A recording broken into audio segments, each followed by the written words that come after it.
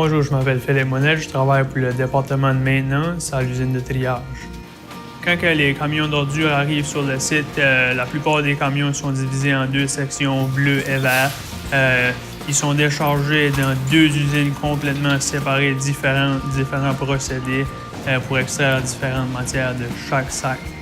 Ce qu'il faut comprendre, c'est que la plupart des déchets que vous mettez dans vos sacs bleus sont triés à la main.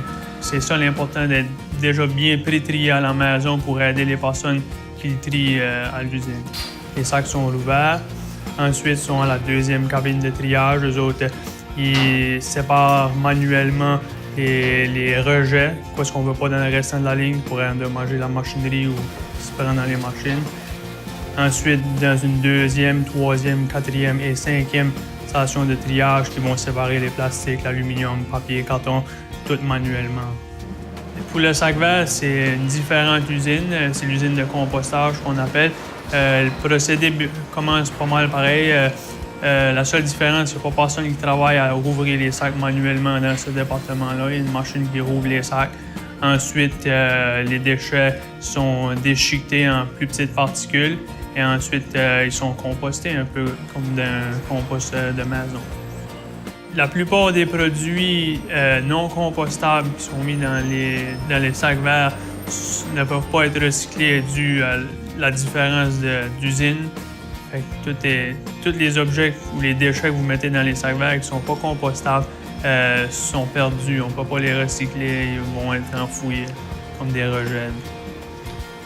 Le produit fini après le processus des sacs verts, ça nous donne un mélange de terre et de produits organiques qui peut être utilisé aux alentours du site. L'importance de bien trier les déchets verts des déchets bleus, c'est pour éviter la contamination. Parce qu'une fois que les déchets sont contaminés par du végétal ou un produit chimique, ça contamine une grande portion des déchets qui pourraient être recyclés.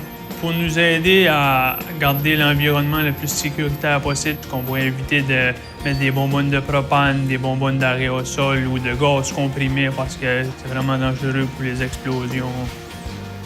Dans un monde idéal, si le tri serait bien fait à la maison, il n'y aurait presque pas de rejet à la fin de l'usine. On aurait un pourcentage de produits recyclés beaucoup plus élevé.